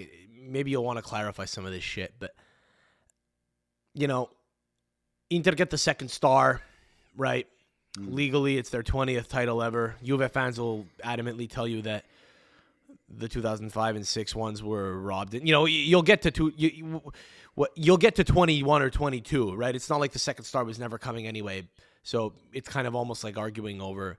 It's like when people are just arguing over semantics. It's like, okay, but what are we doing here? We're saying the same thing. It's like, okay, what are we arguing over here? We're arguing over something that's inevitable. Like it's not like you guys have fucking It's not like you guys have like 10 titles to go before you get there. You would have gotten there anyway. But why is it that? Well, who's right and who's wrong? Because I'm sure you'll say that Juve stole the title in 2006 and were rightly docked it. There are a lot of Juve fans that'll claim that the entire investigation was incredibly lopsided. I was 8. I don't really know. I'm basing it off the information I read, so I can make jokes about it. And if my if wrong was committed, I don't really care to defend the actions of someone who did a wrong thing just because it was, I don't know, while receiving a stipend from my club. But from what I've been led to understand, Moggi kind of fucked up as an individual and the club was taken down. Here's what consider me a layman. Yeah. Consider me a layman, okay? Moggi, a director at Juve, or the director at Juve, the sporting director at Juve, was alleged to have done some dicey things that didn't necessarily, the narrative that I've consumed. Was convicted, Sam. He was convicted in a criminal trial. Let's remember that. Yeah. So ban him from football. My understanding has been that it's always been a little weird to have punished Juve for the actions of a man whose behavior for which he was convicted wasn't necessarily anything that yielded a weird situation on the field, hence the expression "abbiamo vinto 30 sul campo." When they won the 30th, we won 30 on the pitch, lost in the courts. Hang on. Well, that's the first thing. The other thing that's been propagated to me anyway, you could debunk it all in one go, and then we could wrap on that, okay? Yeah. The other thing that's been propagated to me is that much of the investigation was very selective in terms of what was looked at and what was not. And I think the big... Not true. Okay. The big kahuna, right, that Juve fans will often cite was the fact that I think phone conversations that were listened to, that were made public, were put forth by a guy that used to work or be a director at Inter or something. Okay, Guido Rossi is the person. Guido, right? Guido Rossi, who they love to harp debunk on it. Go, do your thing. So first of all, Guido Rossi worked for the Agnelli family after Calciopoli. Okay, he was a lawyer. They hired him. So if he was so maliciously anti-Juve and anti-whatever, then I don't understand why the people he allegedly screwed over decided to hire him afterwards. Makes no sense. Maybe because they thought he did. Okay, devil's advocate, maybe they thought he was really good at his job. And they needed him for or something maybe totally the separate. Agnelli family are not as innocent as people want to make him out to be. Maybe the Agnelli family are some of the, are who they are. They are just look into who they are and how far that goes back and what they've done and Google Umberto Agnelli and Bilderberg, for example. That'll find you some interesting things, who that family is and what they do and what they've done and whatever. But regardless, as for the actual investigation, here's the thing that Moggi did very successfully, and that was the aim. His aim, he knew that he's not gonna Survive it. Survive it. So He knew what did, he knew he was like they got me. Hands up. He knew that. What He knew he was never going to be allowed back on a football pitch. He knew that it didn't matter, because what matters is the court of public opinion. And if you can create enough, if you can muddy the waters enough, and because it's football and in nature, by definition, it's tribal, and there's football tribalism, people will take his side. And if you can throw a bunch of red herrings in there and create a complete media circus, then that's hilarious. Yeah. Because he does look like Mr. Burns, and the idea of having him be, connive like this, I mean, I'm sure it was more thought out than that. What happened? A lot of people don't understand that in the criminal trial, Luciano Moggi was convicted to 5 years and 4 months imprisonment for sporting fraud and criminal conspiracy. Upon appeal, his conviction was upheld, but the sentence was shortened to 2 years and 4 months. After further several appeals, the verdict against Moggi was dismissed under statute of limitations, but his conviction was never overturned, and he was never exonerated. Okay? Remind people a lot of people that listen to this are in their 20s, so they're about my age. Remind people what they were convicted of. Sorry, remind people what he was convicted of specifically. Sporting fraud and criminal conspiracy in a criminal trial for what he did. Sporting fraud. Okay, what and the fraud was that he alluded to the fact that it would be nice if a certain official could maybe officiate a Juve game. Not just that. He dictated which referees should have which games. It wasn't just Did he? Game. Yeah. That okay. I mean, that was one of the key pieces of evidence in that trial was how Luciano the phone call where he tells who he wants, which referee should go on which game, and then the following day or 3 days after, that's exactly the draw of the referee. I mean, it's there was lots of evidence that what's the word I'm looking for here? It's really midnight over here. What's the word I'm looking for? Circumstantial evidence that was very, very, very convenient, and a lot of things happened. Like, such as, for example, telling on a phone call telling it would be good if this guy was in charge of that game, and he pretty much sets every single one. And that's exactly was that not a common practice at the time that a lot of presidents, if powerful enough, would try to do? Because I thought I heard that there was okay, just because I thought I heard, and I'm not trying to I'm not trying to got you here, but I literally heard a conversation once in a video. I don't remember when or where, but I remember hearing a conversation that I think was between like an Inter director, Facchetti and Bergamo. And I'll tell you what was said. I don't know if it was Facchetti and Bergamo. What, the defenders? Facchetti and Bergamo? Yeah, Bergamo's not... Paolo Bergamo. Not Bergomi. Not Giuseppe Bergomi you're talking about. Giacinto Facchetti, who was then Inter director, and Paolo Bergamo, who was the head of the refereeing... He was the referee, Serie A referee designator between 2004 and 2006. Yeah, what I remember hearing was something along the lines of, I'll have a hard time translating it, but maybe this will jog your memory. You might have, I assume, if I've heard this, I assume you've heard this as well. He goes, quello è un ragazzo bravo, quello saprà, like he's a good boy, he knows what he's got to do. No. Wasn't that stated on a phone call? Like, this rep's a good boy, he knows. It wasn't. What was stated was, what happened was, this is the brilliant part of that, is that Moggi claimed that Facchetti had told Bergamo to give me Collina. Now, there's only one problem with that. Bergamo didn't say that. Facchetti never said that. It's Bergamo who mentions Collina's name. In fact, in the criminal proceedings in 2010, Moggi's own expert, okay, this was what the Moggi legal team called the mother of all wiretaps, okay? However, when testifying under oath, and after playing a recording of the conversation to the court, Roberto Porto, the expert, who was Moggi's, remember, this is Moggi's witness, unequivocally testified in that court that it was Paolo Bergamo and not Giacinto Facchetti who mentioned Collina's name. Now, that is evident to anyone with functioning ears.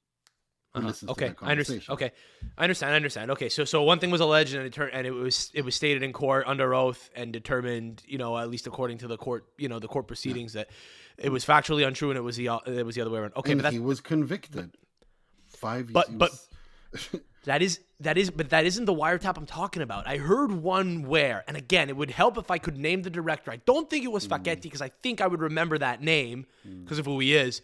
Well, but that's it might the one have been. that's the mother, la madre de intercettazioni. As they called it. I heard one where a director at Inter apparently at the time said it would be good if we could get, and it wasn't Collina, it would be good if we could get certain refs who are favorable to Inter because, last time, or I think maybe he was alleging that, I don't like this guy because, he's given a lot of penalties against us.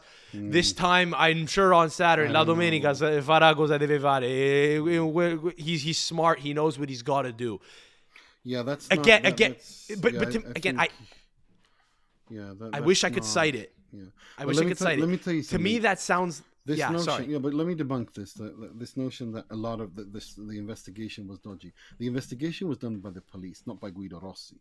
Okay, it was done by the police, and they listened to all of these phone calls. Okay, well, the only thing, and again, during those criminal trials, the Autilio Auricchio, who was one of the leading police investigators, he testified under oath that the police were aware of the phone calls between Facchetti and Inter directors and Paolo Bergamo, the Serie A referee designator. Mm-hmm. In fact, Auricchio testified that the police not only wiretapped but also transcribed these conversations, but they deemed them to have no importance to any criminal investigation. And he testified, and I've got the quote here. The phone call where Facchetti asks Collina about the referee grid with Bergamo was transcripted, but we thought it wasn't important. Now, it wasn't important. That's weird. It's not weird. It wasn't important. Okay. That's the call. That's the phone call that Moggi's legal team called the mother of all wiretaps, which they had their own expert come in and testify and said, actually, it's not even relevant because that's not the person. I remember. Saying that Okay. name. I remember hearing. The problem with all of this is that there's been so much nonsense spewed online because people refuse to live in reality. People love living in an alternate universe where everything bad that happens is because of some conspiracy, some sort of dark, shady shit that has happened to you. And sometimes that might be true. But in this case, that's just not what happened. And it has been litigated. It has been litigated for 20 years. I wish I knew more about it. Overturned. I wish I knew more about it. I cannot argue with you. I don't have enough info to say no, that wiretap was actually. I don't have enough. I'm not intimately aware enough of the minutia of the case to say actually the problem was this, and where they really got away with it was this one piece of evidence was dismissed in court. I don't know. Interesting. I don't know. It's been litigated. I don't know. It's been litigated. All I can tell you about the Guido Rossi thing was that what he kind of did was that he became like the interim chair, if I remember correctly, of the Italian FA at the time after everyone had to resign in shame, and because that's what happened. And what he did was basically he created the legal. What he did was he looked into the legality of it by hiring what they called the tre saggi at the time. The three wise men. It's all very Italian. It's all very Italian. Right. It's the most Italian scandal ever, Calciopoli. Right. Anyway, so they looked into it. One of them was Gerhard Eigner, who I think was the deputy president of UEFA at the time, and they looked into the legality of we have a season because UEFA were going, guys, get your shit together. There's a European football season coming next season, and we need to know who's going to go to the Champions League, going to go to the UEFA Cup, and so on and so forth. He basically looked into it and said, okay, how do we do this? How do we resolve this? And in Inter said, we deserve this Scudetto. Moratti went on the record saying, we want this Scudetto because they've been caught stealing, cheating, we have not. And in any other sports, when the two people ahead of you or however many people finish ahead of you get caught cheating for doping or whatever, then the gold medal goes to the person who came in third or fourth or whatever. And that's what happened. He looked into it. He found to find the legal framework for it. He appointed the tre saggi. They looked into it, and the legal framework in the football legal framework, they thought it was. They gave the all clear after looking into it, and that's why Inter were handed the 2006 Scudetto.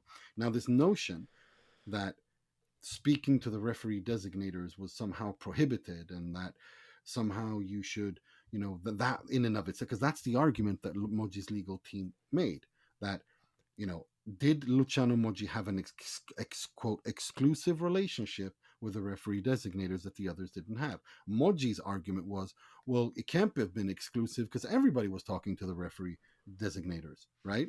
And this is an example, but of course, anyone who understands anything knows that that's complete bullshit. It's the content of the conversation that defines if the relationship was exclusive or not, right? And did the referee designator also was he also done in? Oh yeah. Oh, they all were. They were all, but they were all. The chickens disgraced. came home to roost. They did.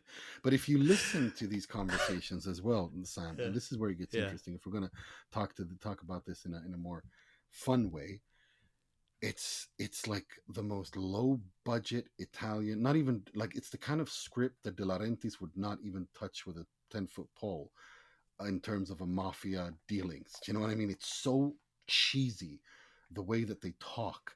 Like I'm gonna see if I can find, because I used to have a database with all of these conversations and audios and shit. Of course you did. Of course you did. and I have to send it to you because you will laugh. It's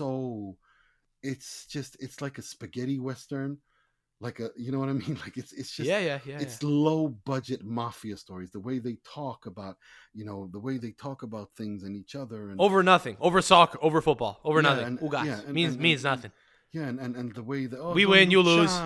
Don Luciano, like the way that like people used to call him, and it was bizarre. It's very old world. I feel like that might be dead now. I don't know if that would exist in Italy within. I think a lot of old men will hang on for a long time, but I wonder if in 40 years that will still be a thing. I think that's gone. No, I think the 2000s we're still at a point where a lot of guys born a very long time ago were still young enough to still be involved in the game and behaving in such a way, in such a comical, kind of, mid-century Italian way.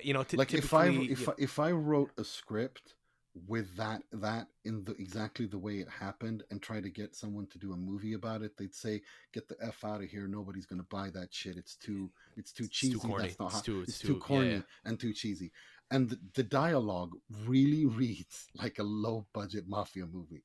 Honest to God, from the 1970s.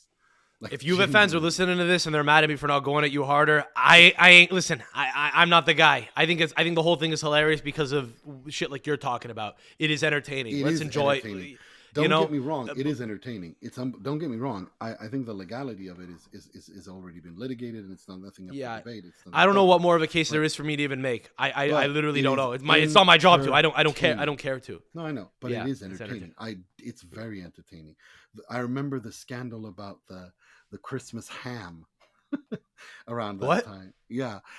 You see, in Italy, when it gets to around Christmas, people give each other gifts, right? And one of the disturbances of the peace of Moggi at the time was this phone call where Facchetti asks Bergamo if he got the gift basket that Inter sent him. It's like this giant prosciutto Christmas ham and wine, and like I'm telling you, the whole thing is comedy. But hang on. Even just that, this is my point. Okay, we will end on this. But look, just the fact that that Inter sent him a gift basket, and I'm sure he got 20 gift baskets that year. Yes. Yeah, but that can't happen. You can't be sending the guy gift baskets. You don't need to tell me that. You don't need to tell me that. Why is the referee designator, first of all, how is that guy, a guy with such an unimportant position, getting perks to that extent? I have known men who are actually like captains of industry for blue chip companies, and they have integrity, and they're not getting perks like that. It exists. They're buying their own Christmas hams.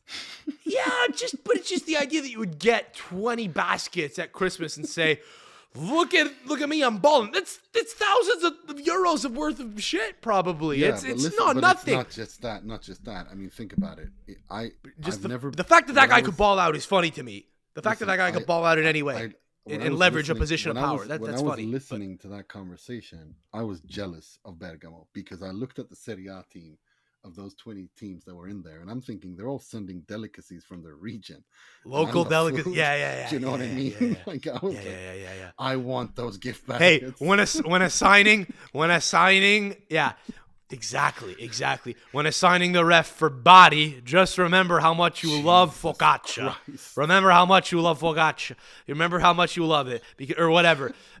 When assigning for Naples, remember how much you're a big fan of sardines. You're a big anchovy guy. You want the good sardines. The mozzarella. Oh my God, that's funny, man. But again, like the fact that everyone was kind of kissing up to this guy feels problematic. And that's what I mean when I say reckon? The relationships that they all would have had with a guy like that is kind of what makes me feel like where you draw the line and say this is unacceptable, but this is acceptable feels weird. To not... Yeah, I guess, but where you draw the line is arbitrary, and I think those who drew the line... This is the thing. That's why we have courts, and that's why we have litigation. And they did litigate it, and they decided that Christmas hams, which everyone in Italy and Christmas baskets, that's above board. That's antitrust said that's okay. That's above board. That's they fantastic. didn't have a problem. They didn't have a problem with gift baskets of wine and cheese and prosciutto. Yeah. But they had a problem with Moggi deciding which referee does which game verbatim. That's what they had a problem with. And then also you have to remember that it's Italy, and it's incredibly bureaucratic. And it's very technical, and as a legal person, as someone who loves the law, if you're a law nerd, you love this shit. You eat that shit up. Lecce never had a shot, by the way, huh? Just like the idea that like anyone would ever go to bat for Lecce. If I were Bergamo, I would rig the Serie A in favor of Lecce for the simple reason that, think about it, what are they known for? They're known for their horse meat, and they're known for their wines, and that is absolutely delicious. You send that shit to me, I will rig so that Lecce wins every fucking game, 38 game streak. Like, seriously, you kidding me? A gift basket from Pantaleo Corvino sending me like this giant gift basket of these amazing, these brilliant little goodies. Nah, Lecce. Let me put it to you this way: if I'm ever involved in Italian football and Lecce starts winning an abnormal number of games, then you can ask questions. Yeah, man. Oh, that's funny, bro. I think. Yeah, if they ever wanted to like send women too, that'd be funny. Like just imagining which women, because like if you send women from like from Lecce, that's when it becomes a problem. The food's good, but once you start sending women from there and they start opening their mouths, it's like, please just go back, just please don't look at me, honey. Just finish what you're doing. Once they open their mouth and just sound like marbles are in their mouth, please, honey, just shut up. But it's brilliant. It's very funny. Yeah. And it's but the thing with Calciopoli is I remember this so vividly, and I have an encyclopedic knowledge of it for the simple reason that it was in 2006 when I started my law degree, and my tutor was Italian, and he hated football. He absolutely hated it. He hated all football, even though he was Italian. But I used to ask him about the legal aspects of this, and we used to have coffee, and I used to ask him about this, like, how does it work? And he was explaining to me, okay, well, this is sports law, it's civil law, it's different. And then he's like, this is Italy, this is how incredibly dysfunctional it is. And the more that came out, about this story, I used to follow it, and I was like, is this real? And he was like, yeah, this is how Italy works, man. Like, and he was laughing, and he was like, why did you think I don't live there anymore? Like, you know what I mean? Like, he was like, it's like, and you like football, which is insane. Why do you do that? Like, why do you do this to yourself? And I was like, yeah, oh my God.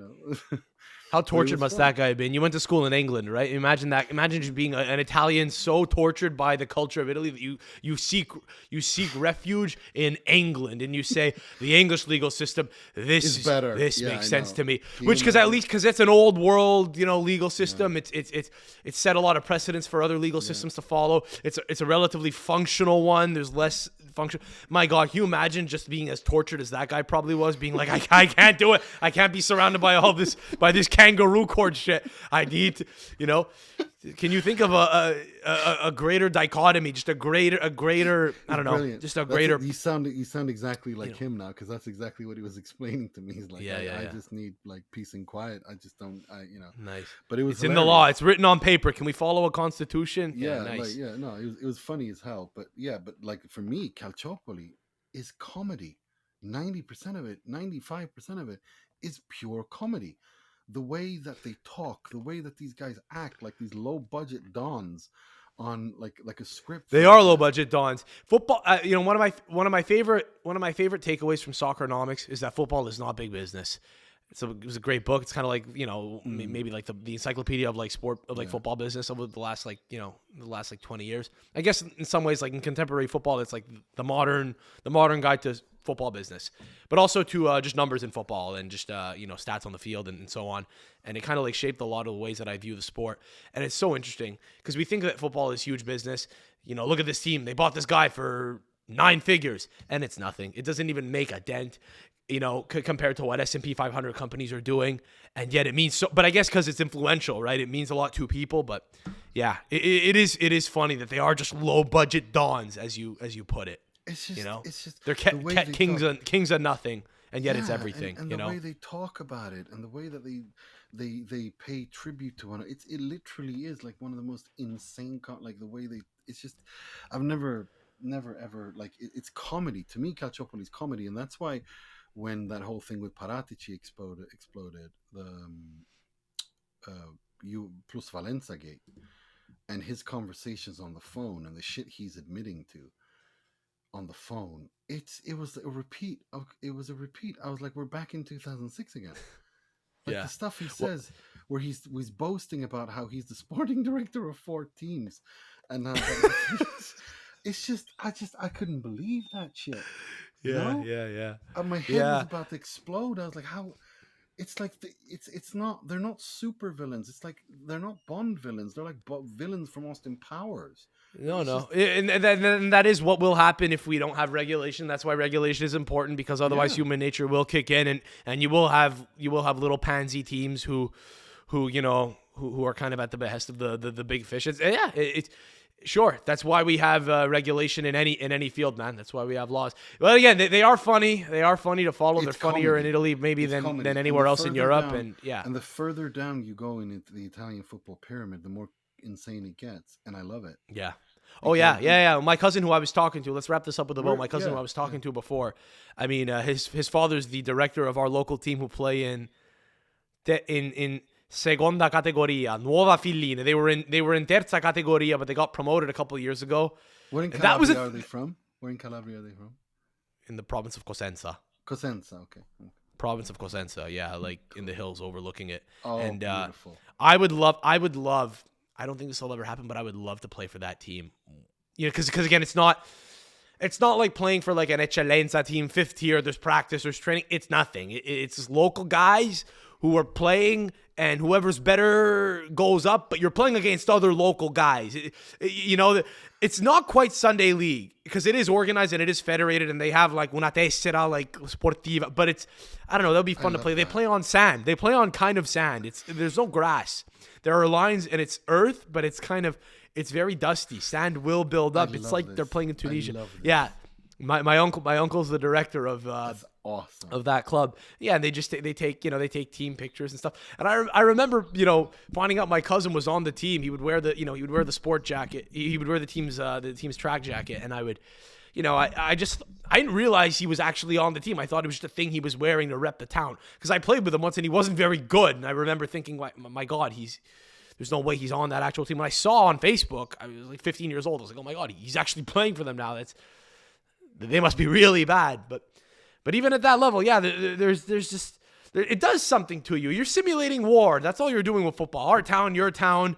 And yeah, we could try to be friendly and follow like a certain level of, let's have a little bit of decorum here. But, guys will still get in each other's faces. Once in a while, the tempers flare. And all you're seeing at the top levels, at the top echelons of football, there's just that just blown up. It's that on steroids. It's human nature on steroids, So thanks for flagging that, man. That's really funny. I will probably fall asleep to that for the next 2 weeks. I gotta be just honest wiretap conversations. I don't know if there are hours of them available, but there's years of them. I'll fall asleep to that shit. But and it's all out there. It's in the public domain.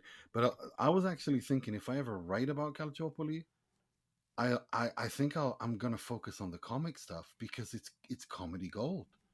You should. You should. I don't know if you have it in you to write a book, but that would be very funny. That would be very funny. Because I mean, I there is the legal aspect of it, which you have to be honest and truth. But I think I would love to do that too. But I would probably have to weave in the funny stories, because they're the ones that keep you going, because there is so many, and the way that these guys talk to each other, and the way that they like pay tribute to one another, and Don Luciano, and it's bizarre. It could be a whole It could be a whole chapter on the lighter side. It's just comedy. Like for me, the Christmas baskets are the ones that always get me. And the fact that Christmas ham, the Christmas ham from Milan that caused the stir, and it was like, and that's what people like I get hung up on, and it's like, if you think that the Serie A designator rigged anything for Inter because of a goddamn piece of prosciutto, like you're an idiot. Like I'm sorry. It's fun to say so though. I might have to. Yeah, I might piggyback off that if ever I want to somehow write that into a stand-up bit. That's how a guy got bought off. I was joking about it. A friend of mine started a non-league. It's about 10 years ago. A non-league non-league team in Milan. And I told him, I was like, look, if you want me to be your Moggi, I'll happily do it. Was it a federated team or was it just like in a private league? I think they started out in a private league. And I was like, listen, it wasn't in the pyramid. That's why I'm asking. Like, was it a registered team in the football pyramid, or was it like a Sunday league, like private? Yeah, thing? It was registered in the football pyramid. Okay, so because there's 10 levels. The town where my cousins, who I was referring to, where they're from, they were in the 10th of 10, and they're up to 9 now. So yes, Forza. They're up to 9. No, but I was joking with my lads. I was joking with him and saying, look, I can be your Moggi and. But we don't have a lot of money, so I won't be able to bribe the referees with watches, but Spizzico vouchers. And he was like laughing, and he was laughing. He's like, no, leave it. We don't need Calciopoli in the lower leagues. We don't need it. We're good. That would actually be a really funny. That would be a really funny premise for a show. Just the exact, like you take what happened with Calciopoli and you kind of like Animal Farm is Soviet Russia on a farm. You take Calciopoli and you transpose it into, Division 10. So whatever an equivalent payment to Christmas baskets would be at the lower division would be. Voucher. It might just be, I don't know, just gas, just whatever. Yeah, that could be funny. That's actually not a bad idea for a sketch or a show or like a movie or something. Anyway, listen, I appreciate you taking the time, man. You're the best. I appreciate you going longer than you were hoping to and eating into your sleep time. Thanks as always. Where can people get at you? I mean, we'll already have plugged your shit at the start of the pod, but if anyone stayed till the end, where can people get at you? The Italian Football Podcast is where we work, where I put most of our work. We just became the official podcast of Football Italia. Beautiful, nice. Yeah, that's sweet. And we became and I just did an interview with Thomas Ziliakus, the Finnish entrepreneur who had a red notice for his arrest issued by Interpol in February, and that's why he pulled out of talks to buy Inter. And I interviewed him for an hour and 15 minutes on Friday. It's out. This is what we do. I mean, we do a Monday pod where we talk about the weekend stuff and analyze all games and the most important talking points. Tuesday, and that's free for all. And then of course we have a Patreon where people can pay, and then we have a Q&A pod where people send in their questions, and then we have a Thursday pod where we review usually European football and preview the weekend. But the interviews are always free, and the Monday pod is always free. But speaking of the European football, did you know that Serie A could have 10 teams in Europe next season? No, I thought it capped out. Run me through it. So 5 in the Champions League. So how does the rest of it happen? So look, it's. By the way, you could assume that most people that are listening to this pod like an hour and a half in, they're kind of familiar with the format because it's a very football heavy show. So you don't have people. But yeah. So how would it work? It's a new Champions League format. So based on the performance of the Serie A this season, Serie A teams in Europe, they're going to have 5 teams. So outside of the 5 teams, if Atalanta finish outside of the top 5 and win the Europa League, that's 6 teams in. That's 6 teams in the Champions League. Well, so slow down. If you win the Europa League, but you finish outside of the Champions League spots, then you get an extra spot. Right, but if you, right, But if you win the Europa League and are in a Champions League spot, then the Yeah, spot then- goes to the runner-up of the Europa League. No. right? It goes. It goes doesn't? No. UEFA. It's a bit more complicated than that. UEFA give it to some coefficient or whatever. Oh, It's okay. different, yeah. So Oh, that's why okay. That's why I'm hoping for Atalanta to finish outside of the top 5 and to win the Europa Uh-huh. League. And also Which they because- might. Yeah, and also because Atalanta deserve it. I mean, the small, provincial side doing such good things. Anyway, so that's 6. Now the Serie A is already guaranteed a team in the Conference League, and they're already guaranteed 2 spots in the Europa League. Now, if Fiorentina finish outside of the top 8 in that position and win the Conference League, then they go to the Europa League because the winner of the Conference League goes to the Europa League. So you have 3 teams in the Europa League, 6 teams in the Champions League, and 1 team in the Conference League. That's 10. That's half the Right. Serie A. Right. So right, we need yeah. Fiorentina, we need Vinny Italian to win the Conference League, and we need him to Who you finish don't outside like. of the top 8. Yeah, yes. I am not a big fan of it. I don't have anything in it. I just don't like, I just think he doesn't know how As a to defend. manager. Yeah, but I think it would be beautiful for Fiorentina as a city, and for Florence as a city, Fiorentina as a club, to finally win something, and to win in Europe, and they'd go to the Europa League if they finish out of the top 8 and win the Conference League. 3 teams in the Europa League, 6 teams if Atalanta finish outside the top 5 and win the Europa League. That's 10, half the Serie A in the Europe. The Coppa Italia thing. If you win the Coppa Italia, don't you win? Then you go to the Europa No, League. you go to the Europa League. Yeah, but the thing is that if So one through the league and one through the Coppa Italia. Is that how it works? yeah. Okay. But if Fiorentina win the Conference League, they'll go to the Europa League as they'll be seeded because they won that tournament. But that's why I'm hoping for Fiorentina to finish outside of the top 8 and win the Conference League. Yeah. Something to root for. One of those things that makes you that means nothing but just makes you go, this feels good. 10, half the Serie A in Europe. Are you kidding me? That means that I get to see. That'd be cool. That means I get to see Torino in Europe, and I get to see Ivan Juric in Europe, which I want to. And so just for fun. So again, we've actually gone so long that I actually need to go now in a sec. But Okay. but just for fun, let's look at the table and just wrap on this. That's gonna be the title of this pod. Is let's wrap on this. A number of times I fucking said it. Hang on, my computer fucking sucks, bro. Serie A table. It's not loading. Can you pull up the table real quick? Who's in contention then? If we're talking 10 teams, how many points back is spot number 14 right now? Oh, they're way too they're way. So here we go. So Inter champions on 86, Milan second and 69 points, Juventus third 64, Bologna fourth 62, Roma fifth 55, Atalanta sixth 54.